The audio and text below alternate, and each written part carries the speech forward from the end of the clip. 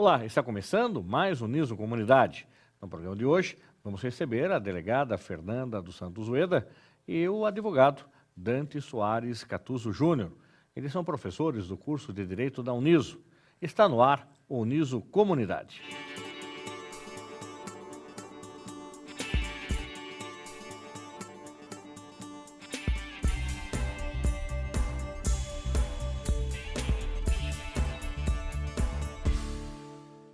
25 de novembro, o Dia Internacional para a Eliminação da Violência contra as Mulheres. Para conversar sobre este assunto, estamos recebendo hoje a delegada titular de Mairinque, doutora Fernanda dos Santos Ueda, professora de Direito Penal da Uniso. Doutora Fernanda, muito obrigado pela presença da senhora.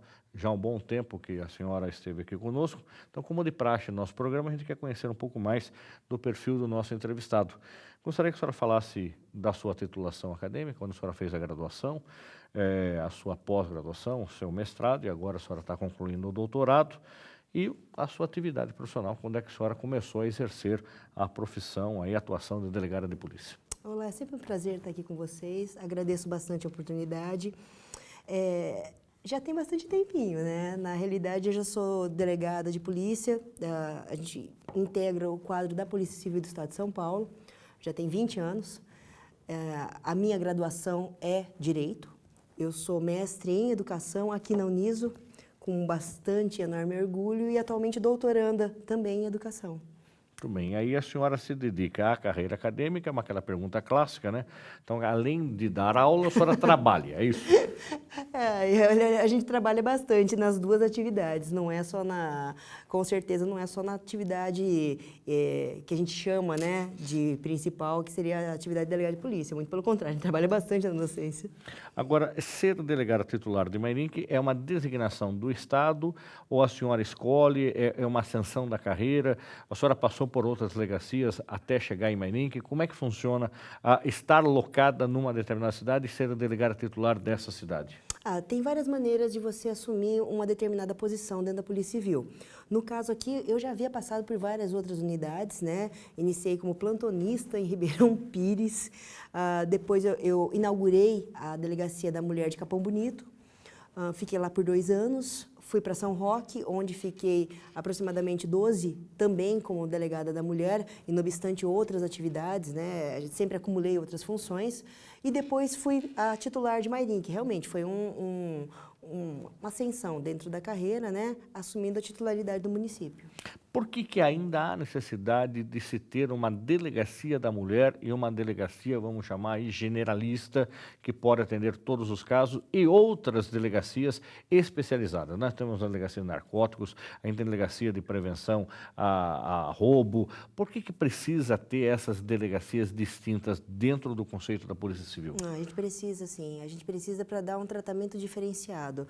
No caso de algumas infrações penais, é que a investigação ela tem uma expertise diferente. Então, vamos pensar aí, por exemplo, numa DIG, numa DISE, em razão do tipo de crime que você está lidando. Agora, a Delegacia de Defesa da Mulher é uma outra visão. A ideia é realmente dar um tratamento mais particular para aquela vítima, que realmente nós temos hoje, infelizmente no Brasil, ainda uma pecha machista muito grande e a sociedade demanda que haja essa ação afirmativa. Agora, por que de repente vira e mexe o governo resolve reestruturar a Delegacia da Mulher? Então, não vamos mais ter uma delegacia específica, nós vamos ter aí a delegada que pode atender, não precisa mais a Delegacia da Mulher ficar aberta 24 horas, não, ela funciona de segunda a sexta no horário comercial, enfim, num crime, numa situação no final de semana, essa mulher procura a delegacia comum, lá os policiais são habilitados para atender. Por que ocorre essas situações são políticas de governo? Sim, são políticas determinadas por vários fatores, né? Uma é a questão da necessidade. Muitas vezes você não tem como operacionalizar uma DDM 24 horas. Atualmente a gente tem a primeira delegacia da Defesa da Mulher, que fica em São Paulo, ela trabalha em ritmo de plantão. As demais unidades do Estado de São Paulo, elas ficam durante o expediente e finais de semana, feriados, quem atende é o plantão. Todos os policiais têm total possibilidade e gabarito para atender essas ocorrências também. A ideia é que, com a DDM, essa mulher possa ter, vamos pensar assim, algumas medidas que no plantão ou numa delegacia generalista, uma delegacia geral, você não teria. Agora a gente vem colocando, parece que se tornou uma palavra infelizmente comum, a gente vem ouvindo na imprensa, ouvindo entre as pessoas, nas conversas, a situação do feminicídio. Gostaria que a senhora definisse feminicídio para quem está nos acompanhando.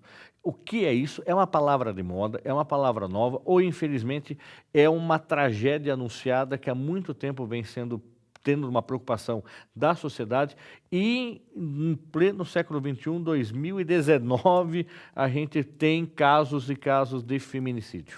A gente precisa fazer uma distinção muito grande do homicídio em que a vítima é mulher, que esse nome é femicídio, certo? Mas femicídio é uma coisa. Isso, femicídio é uma coisa, feminicídio é outra.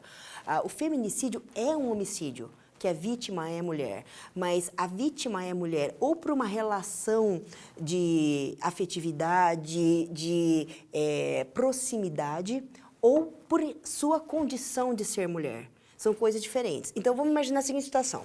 Uma briga de trânsito, tá? Uma briga de trânsito que acaba resultando num homicídio. Uma mulher ou um homem descem desses veículos e acabam matando uma mulher. Isso é um femicídio, é um homicídio que a vítima é mulher. Feminicídio não. O feminicídio, a vítima é mulher e acarretou a sua morte por ser mulher. Ou ser um ex-relacionamento, ou ter uma proximidade, morava junto, ou, por exemplo, uma feminista, ou uma mulher que faz parte do movimento LGBTI. Então, ela morre por ser mulher, né? Por a sua condição de gênero. Isso é um feminicídio. Nós tivemos recentemente, e vem tendo casos e casos, uma dona de casa que o marido matou na frente do filho, tivemos isso em Sorocaba recente, do namorado que matou a namorada, da ex-namorada por causa de ciúmes, porque ele leu o WhatsApp dela.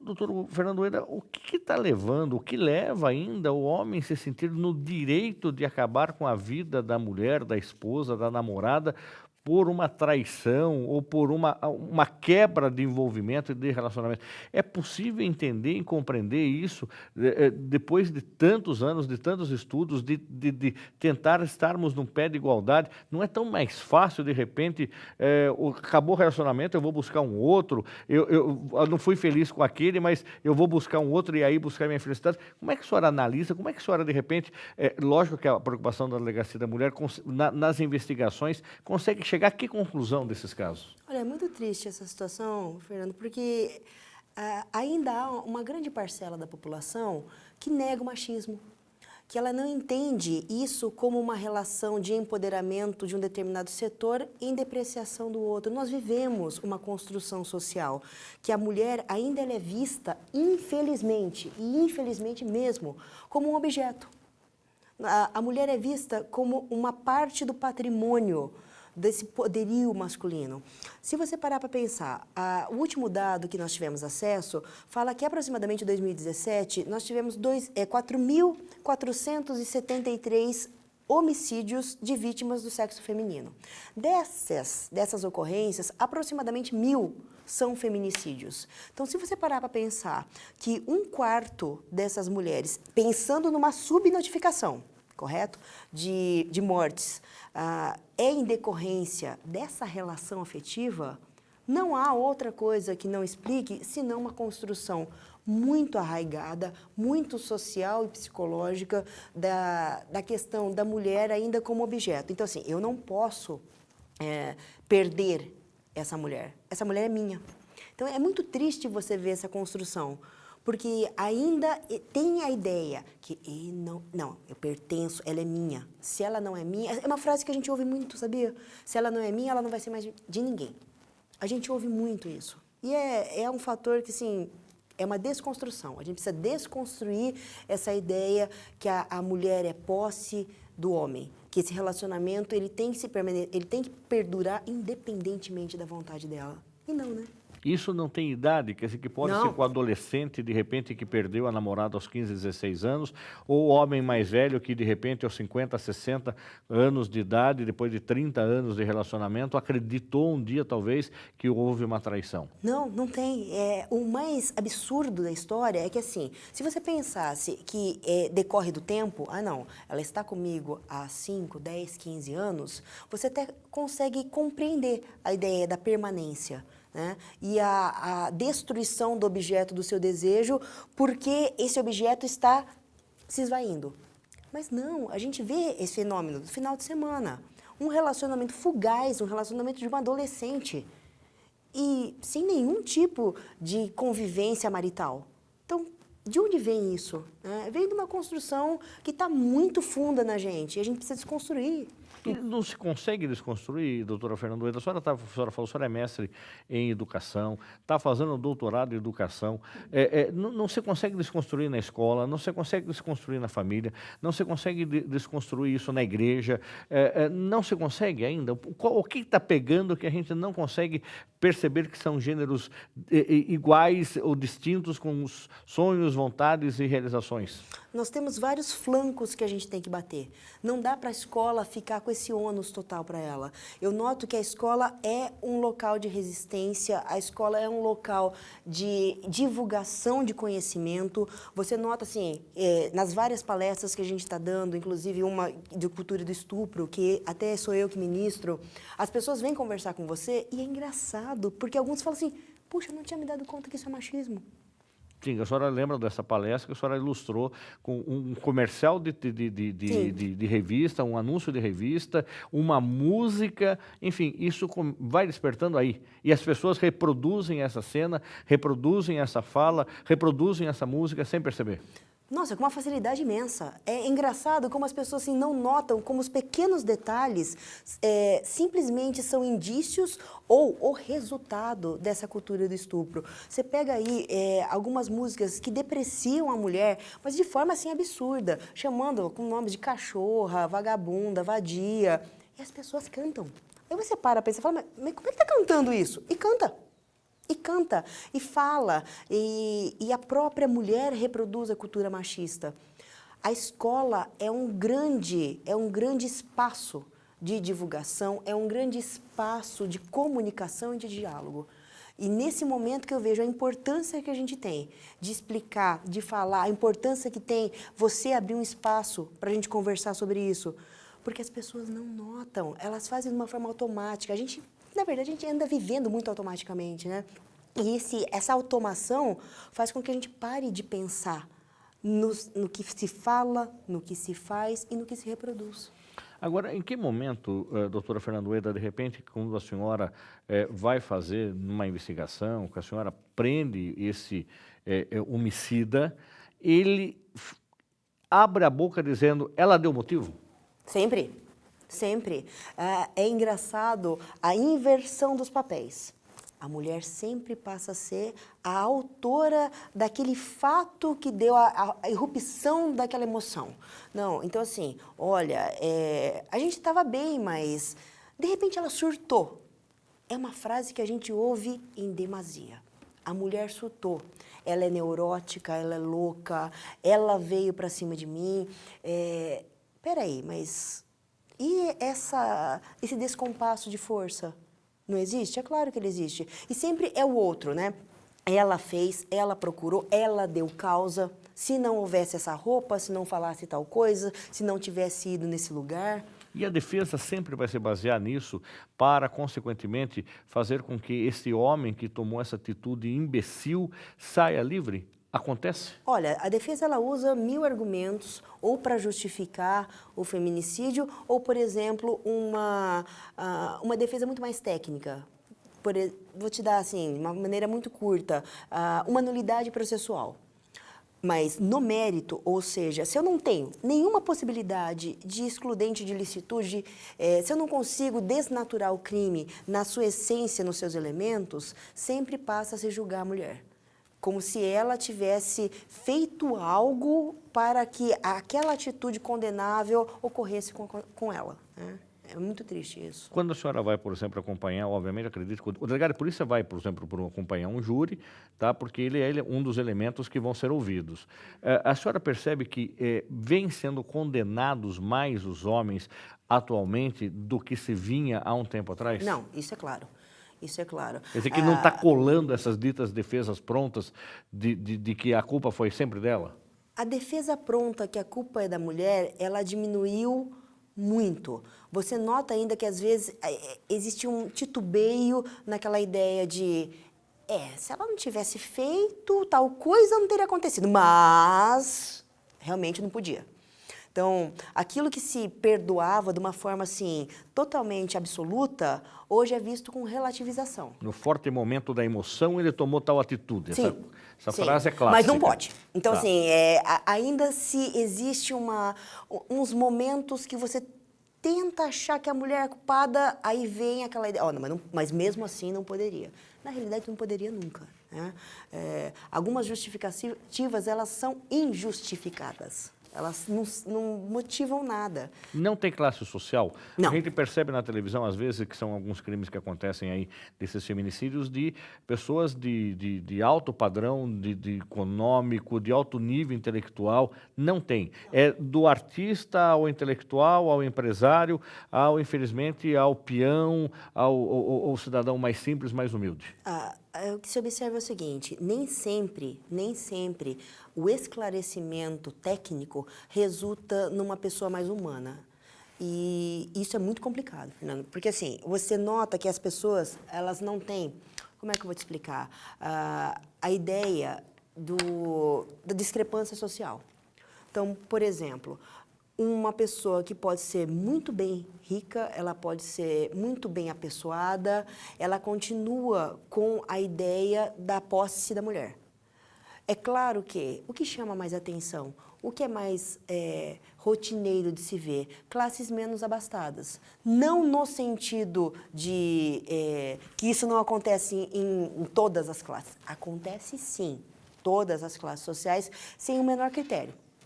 Mas é muito mais fácil você apontar quando existe uma hipossuficiência financeira em relação a determinadas pessoas. Né?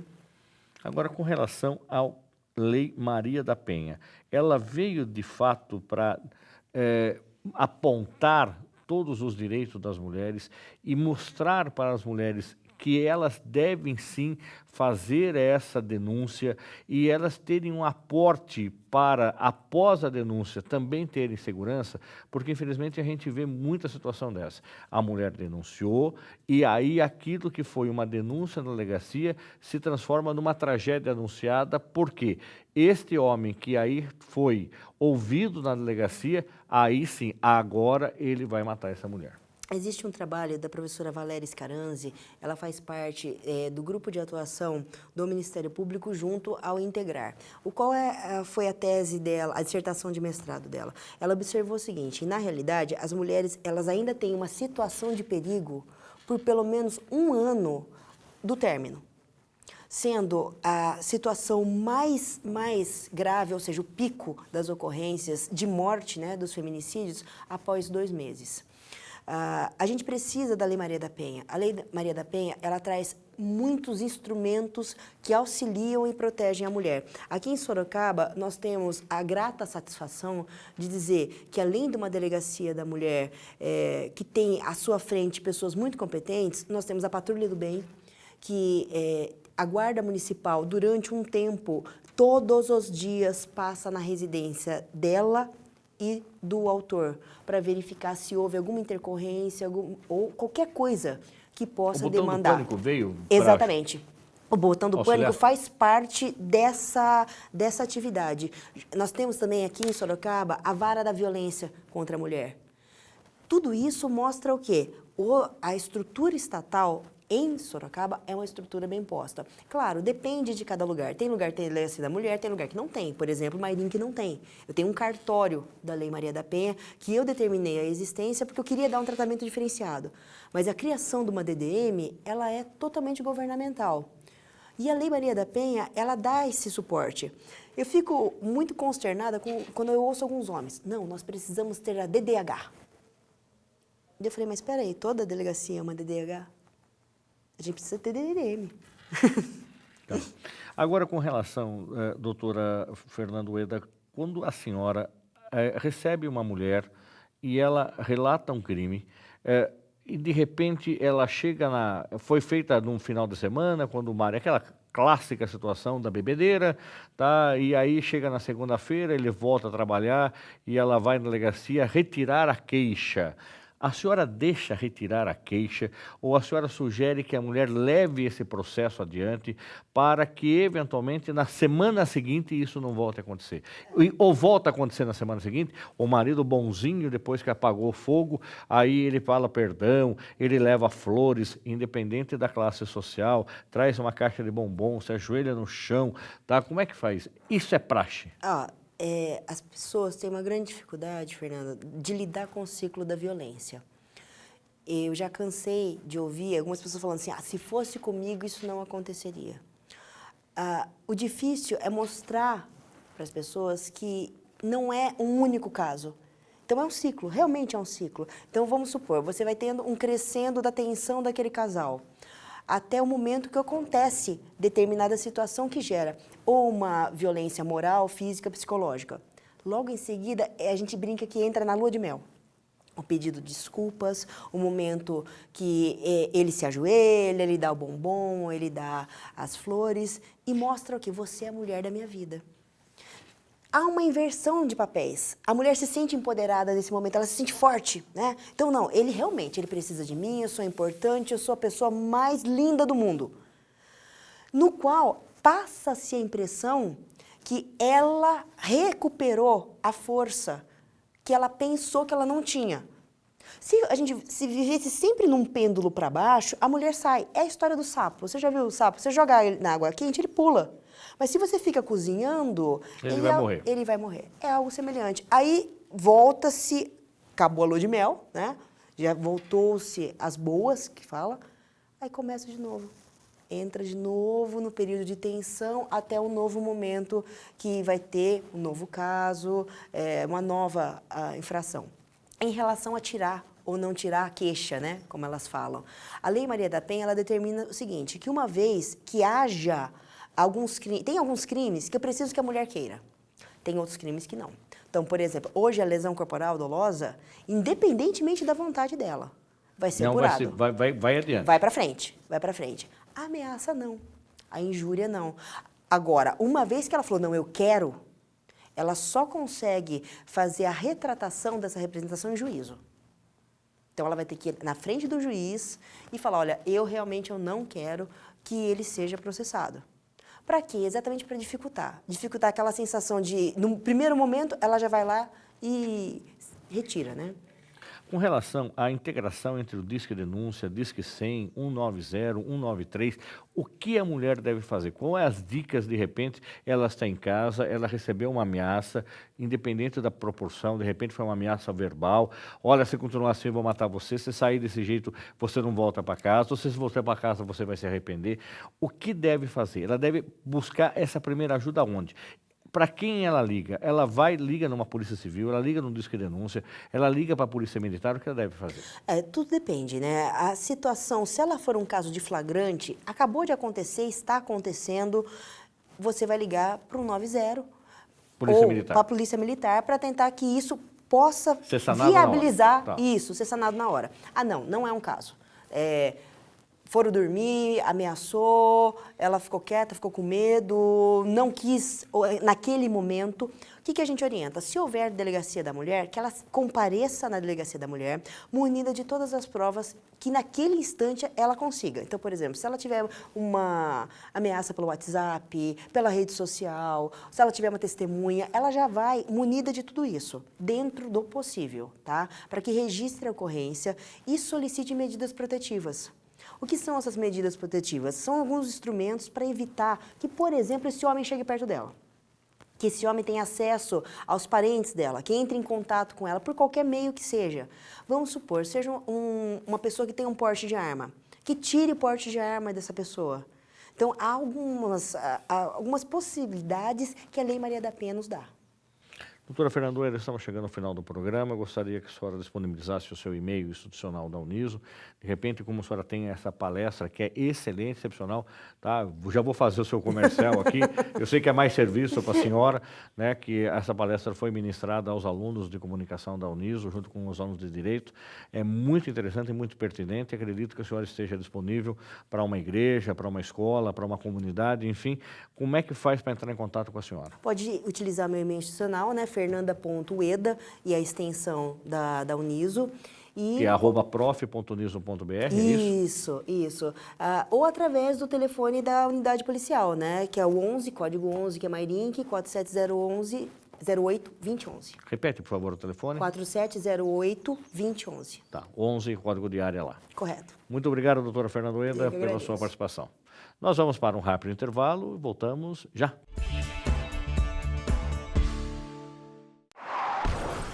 A cada 1000 atropelamentos, apenas 9 saem ilesos. É na faixa que o respeito pede passagem. Pedestre, sinalize com o braço estendido a intenção de atravessar na faixa. Condutor, freie para que o pedestre passe com segurança na faixa. Use o pisca-alerta para avisar o veículo de trás da sua intenção de parar para o pedestre.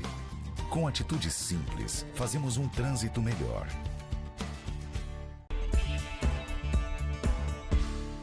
Estamos de volta com o Uniso Comunidade. E para conversar conosco sobre os direitos do consumidor, estamos recebendo o advogado Dante Soares Catuso Júnior, que é professor do curso de Direito da Uniso. Doutor Dante, muito obrigado pela sua presença.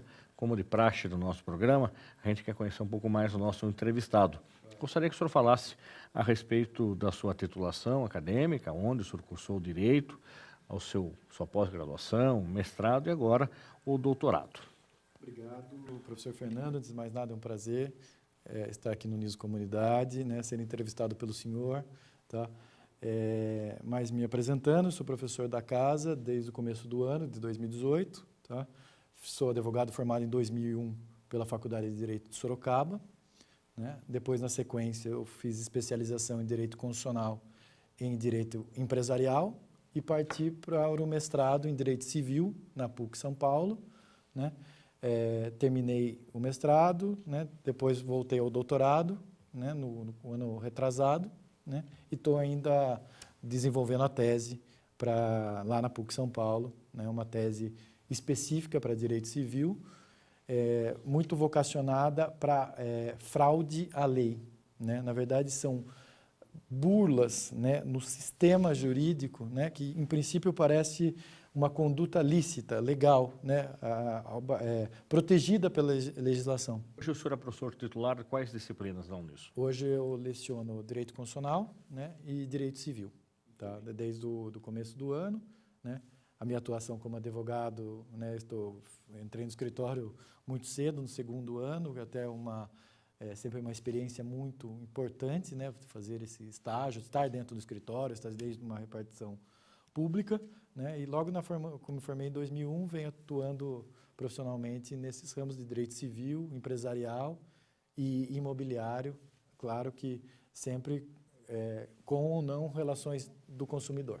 O senhor hoje tem escritório próprio, trabalha com escritório com algum outro advogado? O escritório eu trabalho, nós somos em 4 sócios e no total 7 advogados. É um escritório antigo em Sorocaba, porque fundado pelo meu pai, há quase 40 anos de profissão. Ele tem 38 anos de exercício diuturno do direito.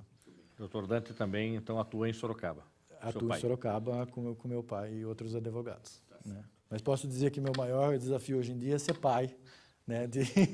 Que isso eu acho que não tem curso, né? Não tem experiência, ser pai tentar ser um bom pai para um menino, para uma menina Júlia de 6 anos e para um menino também Dante de 3. Professor, estamos aí chegando às vésperas do Black Friday, a Sexta-feira Negra, que acontece no final do mês de novembro, onde é uma reprodução das promoções norte-americanas, particularmente onde de fato existe um desconto significativo em todas as áreas.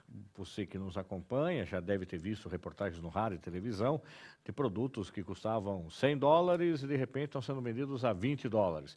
Então o americano fica louco, ele põe lá, carrega 5, 6 daquele determinado produto, enfim. Porém, é uma questão no Brasil que vem sendo discutido todos os anos. De fato, será que aqui acontecem promoções dessa natureza? O que é que o consumidor tem que ficar atento, de repente, o produto que ele está achando que está na promoção, na verdade, que está custando mais caro do que já era. Vamos falar de compra via web. Ele pode fazer um print da tela do computador hoje. Ele quer vamos dar um exemplo aí de um notebook. O notebook custa R$ 1.350. Hoje ele vai lá, faz um print dessa tela e aguarda para a próxima sexta-feira dessa promoção. Se o computador estiver mais barato, de fato ele saiu ganhando, ele teve o êxito aí nessa compra. Porém, se esse mesmo computador, com a mesma característica, estivesse apresentando com todo aquele layout da promoção por R$ 1.500, não é mais R$ 1.350, R$ 1.500. Ele tem direito a questionar, ele tem direito a questionar quem? Ele procura o PROCON, ele procura algum outro dispositivo, ele procura advogado, ele vai na loja e mostra o print da tela, fala, olha, custava este valor semana passada e agora, hoje, na promoção, custa mais caro. Como é que ocorre numa situação dessa? A nossa experiência de Black Friday é relativamente recente, né? Nós temos alguns anos, né, esta mega liquidação, vamos chamar assim, né? E por quê? Importada da experiência norte-americana, mas lá, realmente, os descontos são significativos, né? Como o senhor mesmo colocou, produtos de $100, né, sendo negociados a $20. Provavelmente com um prejuízo, né, para aquele produto, especificamente, para fomentar talvez a venda de um outro, né, ou fomentar a loja. Movimentação de loja, ou desovar o estoque, né, mas para isso, né, então nós temos uma experiência relativamente recente disso. Não temos ainda, pelo menos na experiência de anos de Black Friday, descontos nesse patamar, né, aqui no Brasil. Né? Mas a questão é a seguinte, realmente o Código de Consumidor proíbe, né, uma publicidade enganosa. Então, se eu falo que determinado produto ou serviço está em promoção, eu tenho que realmente demonstrar essa vantagem, né, como ele está em promoção. Né? Em geral, diminui-se o preço, né? Mas eu também posso ter outras vantagens. Não, é um produto em promoção, mas eu vou pegar o preço à vista e parcelar em 12 prestações.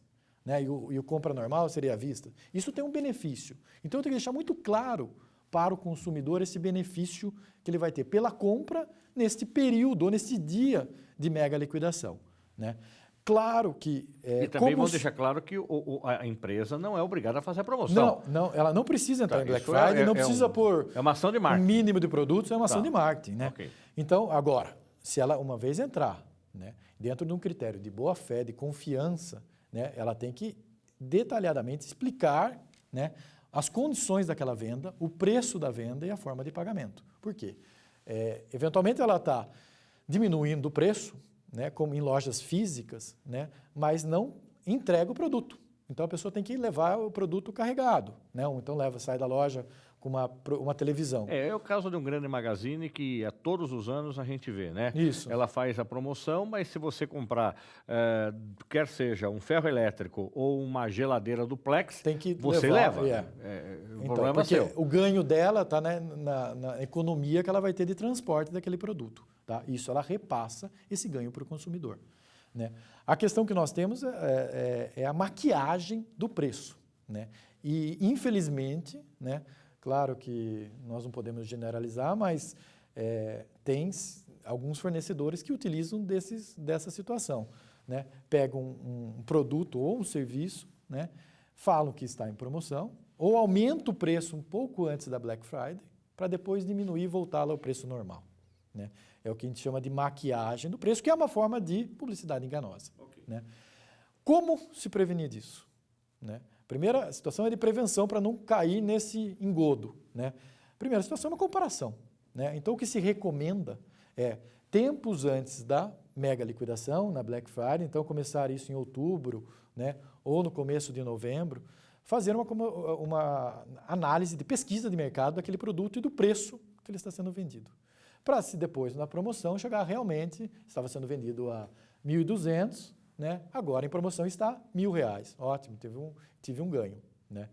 Só vou conseguir ter essa ideia se eu fizer pesquisa, né? Se eu não fizer pesquisa, o que eu vou poder fazer no dia da Black Friday?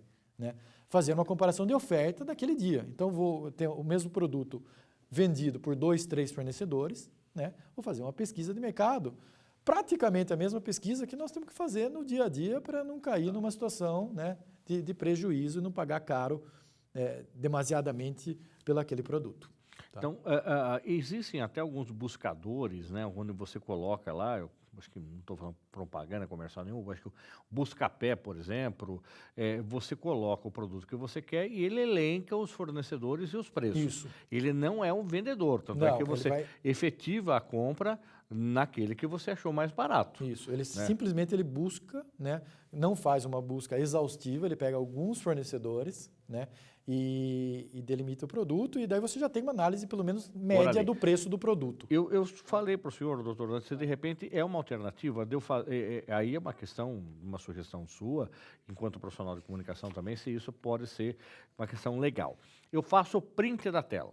Então, hoje, no nosso dia de gravação, eu fiz o print da tela, então, naquele notebook, de R$ 1.350.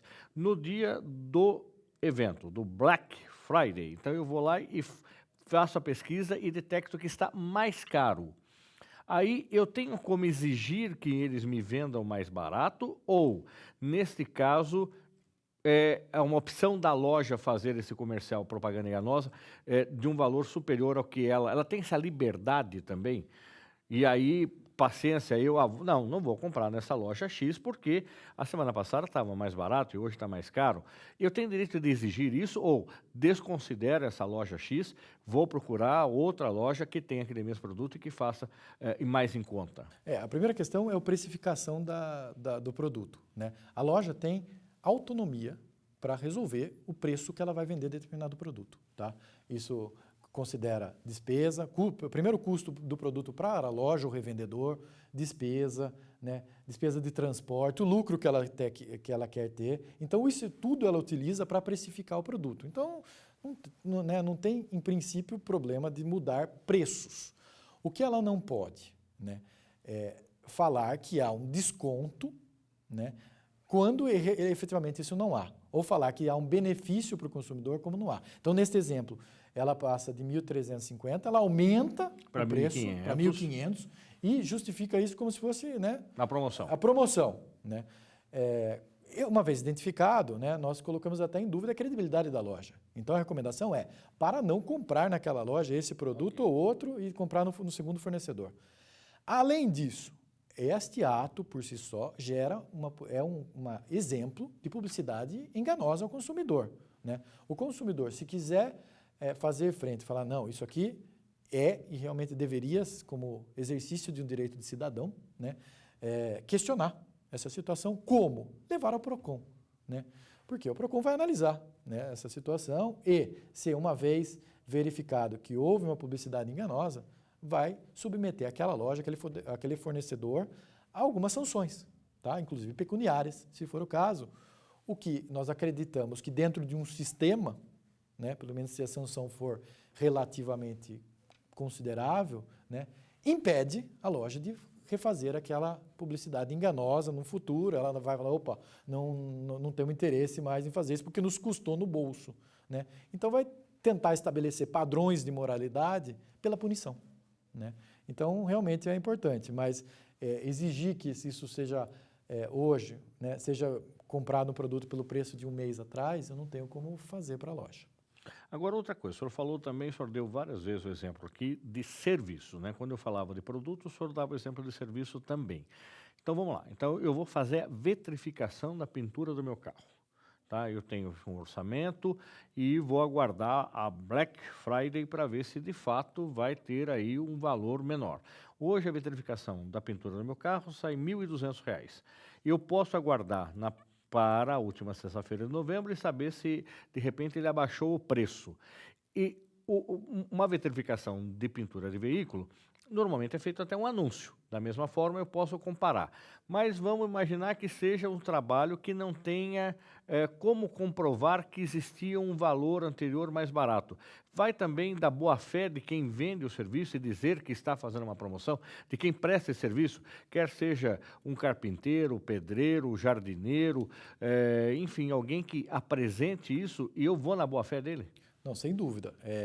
Primeira questão é, o Código do Consumidor se aplica para transações com produtos ou serviços, né? Claro que o serviço nós temos uma questão imaterial, né? E até uma dificuldade de quantificar, né, o serviço prestado por uma pessoa A, se ele é igual ou semelhante ao serviço prestado por uma pessoa B.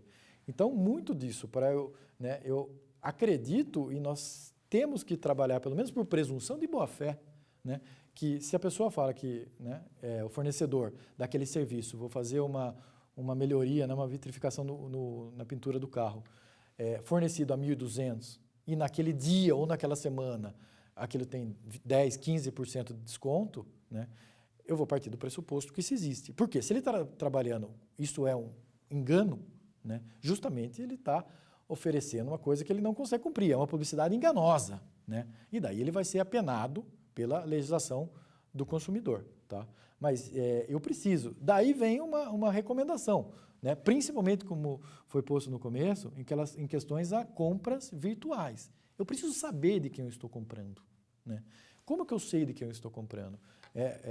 Então, entrar no site de determinada loja que é fornecedora, vou ver o CNPJ, né? Se ela tem um endereço físico, né? Se ela tem a razão social, né? Porque o nome do site, a razão social é completamente diferente, né? Se há um certificado de segurança das informações que eu estou pondo lá, né? Um padrão de segurança, por quê? Vou dar os dados da minha casa, vou dar os dados do meu cartão de crédito, né? Então eu tenho aquela troca de informações, tem que ter um padrão mínimo de segurança. Por quê? Se eu não compro num site um produto com preço bom, né? Mas depois eu tenho um defeito, um vício no produto, eu vou reclamar para quem? Então, eu tenho que saber exatamente de quem eu estou comprando, pelo menos ter a possibilidade de identificar essa pessoa, por CNPJ, razão social e até um endereço físico, né? Nesses grandes magazines, né, ou grandes lojas que vendem na internet, isso consta lá, mas é difícil de achar, consta lá do rodapé, mas está lá o CNPJ, razão social, um endereço da sede, que nos dá segurança, né? Justamente porque não adianta eu ter o direito, né, e não ter a possibilidade de efetivá-lo, né, de tornar isso passível num eventual defeito ou troca. Agora, doutor Dante, precisa ficar claro também para você que vai fazer compra, também veja se não existem preços que fogem da realidade. Então, vamos voltar a um exemplo do nosso notebook aí, que eu vou usar ele até o fim aqui, R$ 1.350, e você vê numa propaganda também de um grande magazine, esse notebook sendo vendido a R$ 400. E, de repente, você faz a compra, só que o preço é só para quem fizer o pagamento à vista via boleto. Muitos casos de estelionato de reprodução da tela de grandes magazines, tá? Você recebe isso por e-mail, o produto existe, né, ali na sua tela do computador, mas se você não for comparar, de repente, entrar no site do Magazine Luiza, de outra empresa, para ver se de fato o produto é o mesmo, e você se empolgar na compra por essa página do site, você pode também estar sendo enganado. E para quem que eu vou reclamar? De repente eu tenho o print da tela, eu dei o exemplo aqui do Magazine Luiza, mas era um print falso, é uma tela falsa, que quando eu fiz o meu depósito bancário, cai para uma pessoa física. Então, sem dúvida, a primeira padrão de segurança é você entrar no próprio site, né, daquele fornecedor. Então, se for do Magazine Luiza, não souber o site, entra num buscador, como o mais famoso, o Google, né, põe o nome Magazine Luiza e entra no próprio site. Porque o primeiro padrão de legalidade é o e-mail que é recebido, se fosse uma oferta do Magazine Luiza. Quando nós clicamos lá para comprar, no exemplo dado, o notebook, ele nos remete a um segundo site, que não é do Magazine Luiza, é um site pirateado. Parece que estou comprando o site do Magazine Luiza, até o endereço eles põem praticamente o mesmo, não dá para ser exatamente o mesmo, mas tem uma mudança aqui, uma mudança ali, um numeral, né? Mas eu estou comprando num site pirateado, né? Como se fosse vendido pelo Magazine Luiza.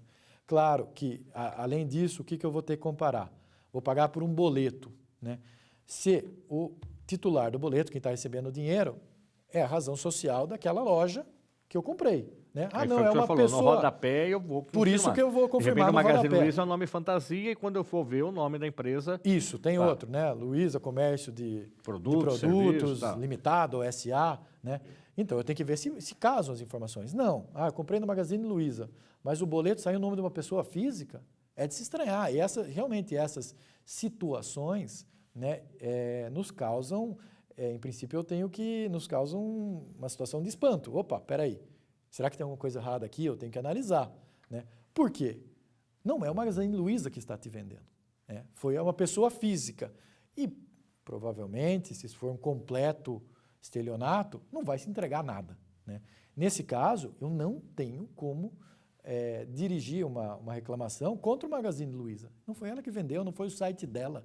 Né? Alguém está usando indevidamente o nome dela. Ela, tanto quanto vítima, né? Claro, não teve prejuízo econômico, mas teve prejuízo na sua marca, né? Então, se você depositou para aquela pessoa física, a única possibilidade no âmbito civil, né, é você se valer de uma ação de restituição dessa quantia daquela pessoa física. O banco também não é responsável numa situação dessa? O banco, dificilmente consegue responsabilizar o banco. Por quê? O banco vai simplesmente emitir o boleto pelas informações dadas pela pessoa física. Então, ele vai falar, olha, tal pessoa tem que pagar quantia de R$400, né, em favor da pessoa física. O banco não vai estar dando credibilidade à transação que está por trás daquilo, seja uma transação de compra e venda, de prestação de serviço ou um pagamento diverso. Ele não tem nem como averiguar isso, ele simplesmente instrumentaliza uma ordem do fornecedor. Criar um boleto, né, uma forma de cobrança aceita em toda instituição bancária, né, para pagar determinado valor em benefício de tal pessoa, identificada ali com o CPF ou CNPJ. Eu tenho como ir atrás dessa pessoa que me vendeu e tentar recuperar o dinheiro de alguma forma? Então, comprei lá o boleto, veio o nome de Zé da Silva. E eu, na empolgação, olha, eu vou pagar R$400 só, depositei para o Zé da Silva. Enfim, o Zé da Silva, obviamente, não vai me entregar esse computador. Eu tenho como ir atrás dele de alguma forma, exigir. Como é que eu faço para achar o Zé da Silva? Em princípio, isso é um caso típico, né, de estelionato, né? Então, a primeira coisa que deve ser feita é levar essa notícia com todo o registro possível, cópia do boleto, cópia do pagamento, print da tela, cópia do e-mail, se recebeu por e-mail, né, para a autoridade policial fazer um boletim de ocorrência. Isso vai ter uma repercussão criminal, tá? Mas, além disso, se eu quiser efetivamente restituir e reaver o meu dinheiro pago, né, eu tenho sim como entrar com uma ação, mas eu tenho que entrar com a ação contra aquela pessoa física, que se for um estelionatário de profissão, se é que a gente pode falar assim, né, não vai ter bem nenhum, né, para efetivar aquele meu crédito. Então, eu entro com a ação de cobrança, ganho a ação de cobrança, tenho lá reconhecido que eu sou credor de R$400, mais juros, mais correção, qualquer outro prejuízo que eu tenha tido, né, mas como que eu efetivo esse crédito? Eu preciso localizar um bem desta pessoa, um bem passível de penhora, né? Esse bem vai ser avaliado e vai ser alienado judicialmente com esse dinheiro que vai ser pago.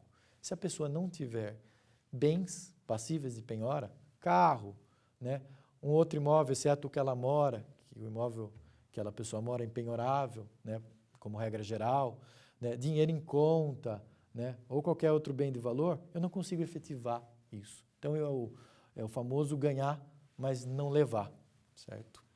Doutor, tem uma situação também aqui, que é uma pergunta que é pertinente.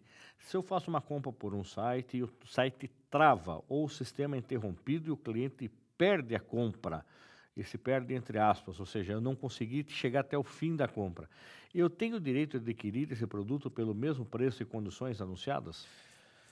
Em princípio é o seguinte, o Código Consumidor, ele estabelece que a oferta, né, então o que o fornecedor faz, vincula a ele, né? Então, se ele está oferecendo o produto em Black Friday, né, para aquele dia, essas são as condições da oferta, por tal preço, forma de pagamento, né, aquilo vincula ele e ele tem que dar os meios necessários para eu efetivar aquela compra. Então, se o site trava, né? Se eu não consigo efetivar a compra, mas isso é um problema do site, ou um problema causado pelo próprio fornecedor, né? Não previu aquela demanda, né? Deu boom lá do Deu um boom, né? Nos últimos momentos da Black Friday, né? Então, sim, isso tem como ser efetivado em juízo, né? Agora, isso que tem que ficar bem claro, o problema tem que ser causado pelo fornecedor, não pode ser um problema causado pelo consumidor, né?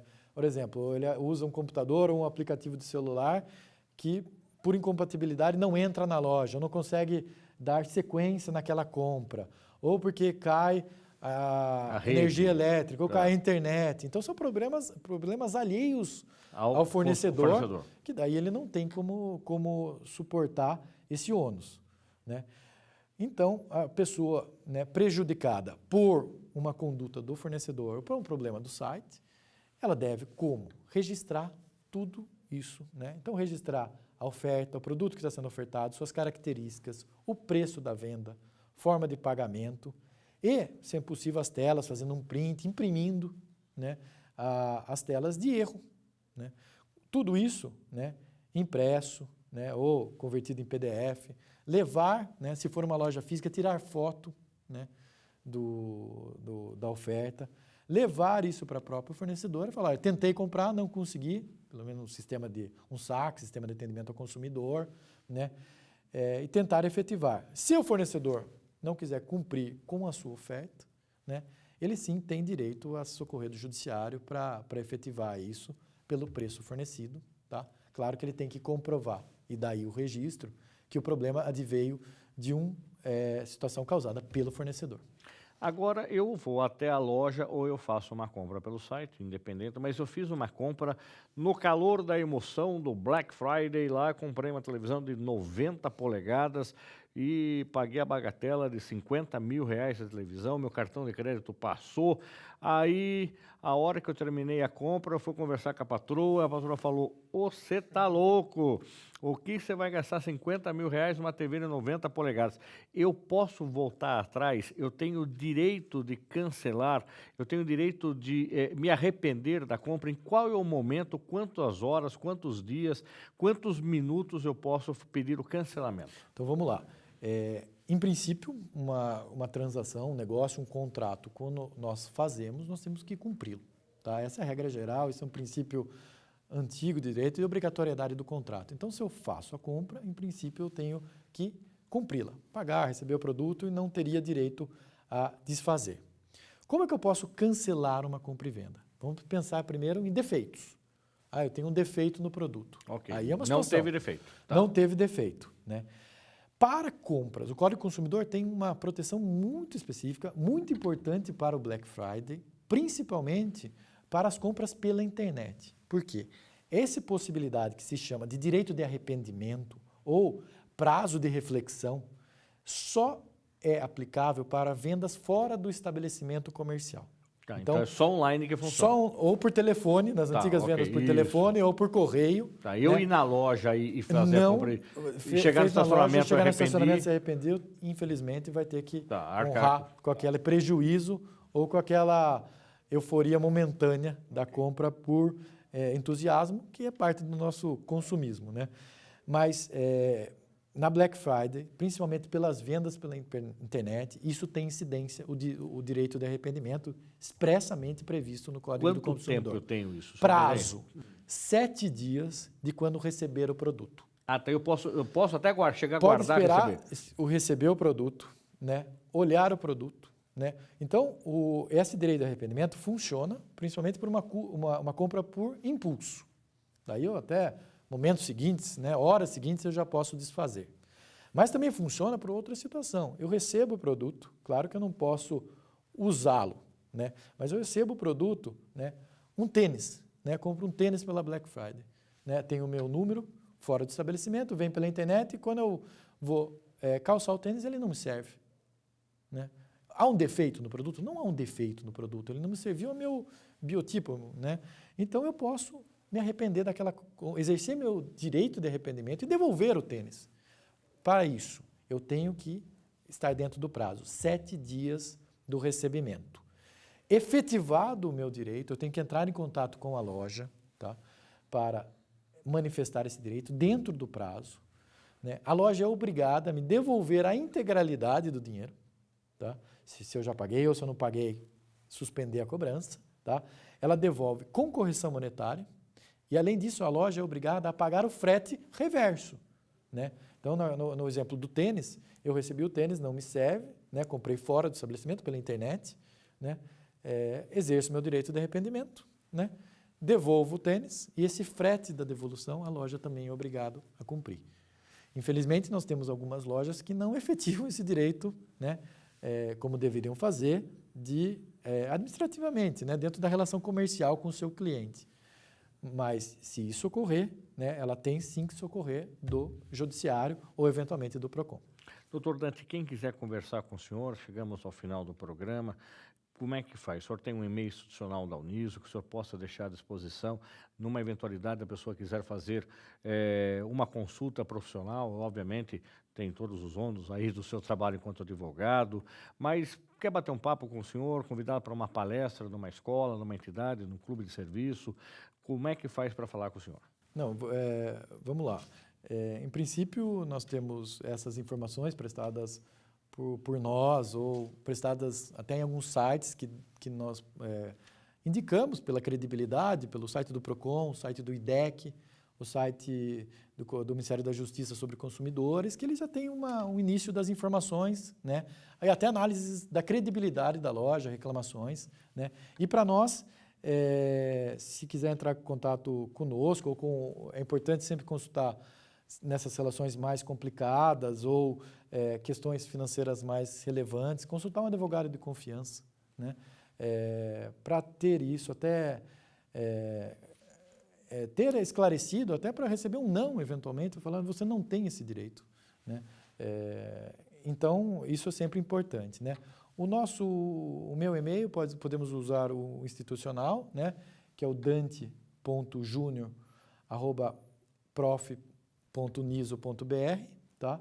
É o e-mail institucional da Uniso, ou no escritório, né? Que eu atendo, meu telefone é 3231-0212, daí nós atendemos mediante a hora agendada para consulta. Tá certo. Doutor André, muito obrigado pela sua presença.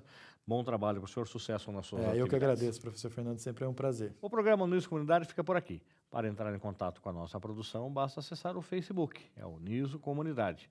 Caso você queira rever esse e outros programas, visite o nosso canal no YouTube, é a TV Uniso.